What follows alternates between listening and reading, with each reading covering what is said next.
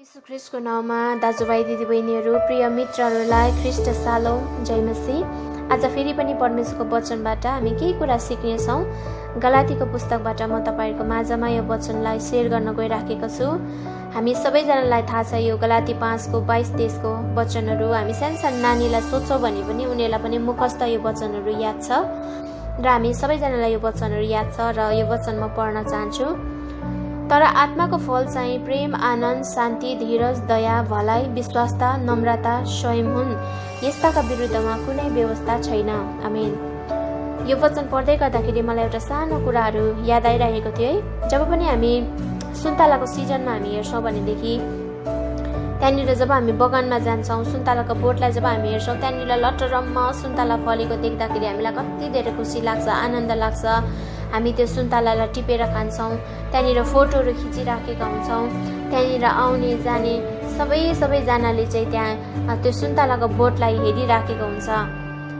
र मैले भन्नु खोजेका कुरा चाहिँ के हो भन्दाखेरि आज हामी जति पनि संसारभरि छरिएर बसेका विश्वासीहरू छौँ, प्रभुलाई विश्वास गरेका मानिसहरू छौँ, ब्याप्तिस्मा गरेका मानिसहरू छौँ र हामी प्रत्येकलाई पनि मानिसहरूले यसरी नै हेर्ने गर्दछ। जसरी त्यो सुन्तलाको बोटलाई हरेक मानिसले हेर्छ, त्यसरी नै तपाईँ अनि मेरो जीवनलाई पनि मानिसहरूले हेर्ने गर्दछ। हामी कसरी बोलिराखेका छौँ, हामीले के गरिराखेका छौँ, हामीले कस्तो लुगा लगाइरहेका छौँ, हामीले कस्तो जीवन जिराखेका छौँ भनेर सबै मानिसहरूले हेर्ने गर्दछ। र आज यहाँनिर हाम्रो आत्मिक फलहरू हाम्रो जीवनमा मानिसहरूले देखेको छ या छैन, त्यो एउटा ठुलो प्रश्न छ। यदि छैन भनेदेखि हामीले पनि यो फलहरू फलाउनु जरुरी छ। यो फल चाहिँ हामी कसरी फलाउन सक्छौँ भन्दाखेरि चाहिँ यूहन्ना 15:5 भन्नुभएको छ, म बोट हो, तिमीहरू हाँगा हो, ममा भएर मात्र तिमीले फल फलाउन सक्छौ भनेर परमेश्वरको वचनले भन्नुभएको छ। यो फलहरू चाहिँ हामी कसरी फलाउन सक्छौँ भन्दाखेरि परमेश्वरमा भएर मात्रै हामी फलाउन सक्ने रहेछौँ। उहाँको वचनमा रहेर मात्रै हामी फलाउन सक्छौँ। यदि आज हामी परमेश्वरमा जिउँदैनौँ, परमेश्वरको वचनलाई पालन गर्दैनौँ, उहाँको आज्ञालाई हामी पालन गर्दैनौँ भनेदेखि कहिले पनि हाम्रो जीवनबाट यो फलहरू फल्न सक्दैन। जब पनि हामी सुन्तलाको बगानमा जान्छौँ भनेदेखि कोही बोट यति साह्रो लटरम्म फलेको बोट हुन्छ, कोही बोटमा 1-2वटा सुन्तला हुन्छ, कोही बोटमा कुनै पनि सुन्तला फलेको हुँदैन।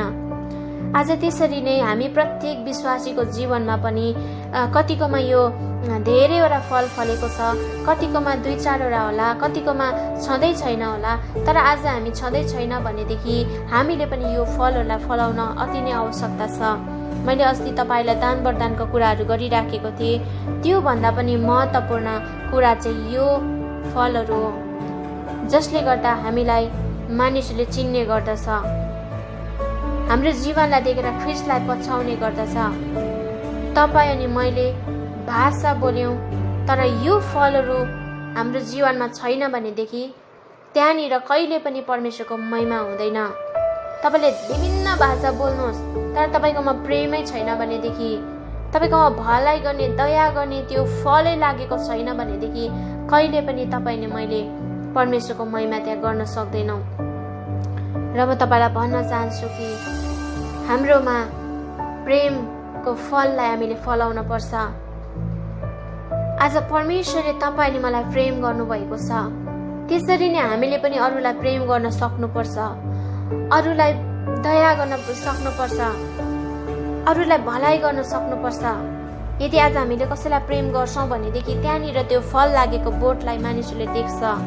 यदि तपाईँ आनन्द र शान्तिमा हुनुहुन्छ, तपाईँले झगडा, लडाइँ, विभिन्न प्रकारका कुराहरू बोल्ने है, आज विभिन्न प्रकारको झगडाहरू हामी गर्दैनौँ भनेदेखि चाहिँ शान्ति र आनन्दमा सधैँभरि हामी बस्छौँ भनेदेखि चाहिँ त्यो फल फलेको बोट आज हामी पनि बन्न सक्छौँ। मानिसहरूले देख्दाखेरि आनन्द र शान्तिमा यो विश्वासीहरू, यो परिवारहरू बस्छ भनेर आज परमेश्वरको महिमा त्यहाँनिर हुन जान्छ। र तपाईँले धीरज गर्न सिक्नुभयो, तपाईँ जुनै कुरामा पनि अत्तिनु भएन, तपाईँले पर्खिन सिक्नुभयो, धीरज गर्न सिक्नुभयो। तपाईँको धीरजलाई देखेर चाहिँ मानिसहरूले आज चिन्ने गर्छ कि उसमा चाहिँ यो फलहरू लागेको छ, ऊ चाहिँ एउटा असल विश्वासी हो भनिकन मानिसहरूले देख्ने गर्दछ, चिन्ने गर्दछ। दया भलाइका कुराहरू आज हामीले अरूलाई गरौँ, आफूले नखाएर पनि हामीले अरूलाई दिन्छौँ, अरूको वास्ता गर्छौँ, अरूलाई पनि हामी भलाइ गर्छौँ भनेदेखि साँच्चै नै हाम्रो बोटबाट चाहिँ असल फलहरू फलेको चाहिँ आज यो दया र भलाइ हो। हामीले पनि यो फललाई हामीले फलाइराखेका छौँ। यदि फलाएको छैनौँ भनेदेखि हामीले फलाउन थालौँ, असल तरिकाले फलाउन थालौँ र त्यहाँबाट परमेश्वरको महिमा हुन्छ। र एउटा विश्वासमा यति साह्रो अडिने मानिसहरू हुन्छ, एकदमै ढलफल नहुने व्यक्तिहरू हुन्छ धेरै, र त्यो विश्वासलाई देखेर अरूले पनि सिकिराखेको हुन्छ। त्यो विश्वासमा जब अडिन्छ भनेदेखि मानिसहरूले साँच्चै नै उसले कति धेरै विश्वास गरेको जस्तै कुरा आए तापनि ऊ चाहिँ एकदमै विश्वासमा अडेको छ है भनेर आज त्यहाँनिर पनि फललाई देख्ने कामहरू भइराखेको हुन्छ। नम्रताको विषयमा है आज हामी कतिचोटि नम्र बन्न सक्दैनौँ, हामी रिस गर्छौँ, झगडा गरिरहेको हुन्छौँ, तर जो मानिस पनि एउटा नम्र भएर सहन्छ, अरूले भन्दा पनि चुप लागेर बस्छ, झगडा गर्दैन, उसले जे भने तापनि चुप लागेर बस्ने त्यो नम्रतामा हामी बस्छौँ भनेदेखि चाहिँ त्यो एउटा फल लागेको मानिसहरूले देख्दछ। र आत्मसंयम है, अब आफ्नो साँच्चै नै आत्मसंयममा भएर आफूलाई कन्ट्रोलमा राख्छ, आफूलाई एकदमै कन्ट्रोलमा राखेर कुनै कुरामा आतिँदैन, कुनै कुरामा जोड दिँदैन भनेदेखि चाहिँ आज त्यो पनि एउटा फल लागेको बोट हो। र आज यो मैले 9वटा वरदानको बारेमा अस्ति तपाईँलाई सेयर गरिराखेको थिएँ कोरिन्थीको पुस्तकबाट, र आज फेरि पनि 9वटा वरदान यहाँनिर छ। यो चाहिँ 9वटा आत्माको फलको वरदान चाहिँ तपाईँ अनि मेरो जीवनमा हुन चाहिँ अति नै आवश्यकता छ। यदि हाम्रोमा यो वरदानहरू, यो 9वटा फलहरू लागेको छैन भनेदेखि हामी एउटा फल नदिने बोटहरू भइराखेका छौँ। आज हामी फल दिने बोट हुनको निम्ति चाहिँ हामी परमेश्वरको चरणमा जाउँ, परमेश्वरको वचनलाई पालन गरौँ, परमेश्वरसँग सधैँभरि जोडिएर रहन सकौँ, र मात्र हामीले एकदमै फलदायक बोटहरू हामी बनिराखेका हुन्छौँ। र आजको वचनबाट हामीले यो सिकिराखेका छौँ कि जसरी सुन्तलाको बोटलाई हरेक मानिसले हेर्छ त्यसरी नै हाम्रो जीवनलाई पनि धेरै मानिसले हेरिराखेको छ, र हामीले पनि हाम्रो बोटबाट असल धेरै लटरम्म फलहरू फलाउनु जरुरी छ भन्ने कुरालाई हामीले सिकेका छौँ आजको वचनबाट। र यो वचन पढाइमा परमेश्वरले आशिष देखाउन्। यो वचनलाई पढेर तपाईँ अझै आशिषित बन्नुहोस्, यो वचनमा स्टडी गर्नुहोस् है, धेरै परमेश्वरलाई भन्नुहोस्, प्रभु म पनि यो फलहरू फलाउन चाहन्छु भनेर तपाईँले भन्नुहुन्छ भनेदेखि निश्चय नै तपाईँले मेरो जीवनमा यो फलहरू फल्दछ, मानिसहरूले देख्दछ, मानिसहरूले मन पराउँदछ, र ख्रीष्टलाई मानिसहरूले चिन्ने गर्दछ।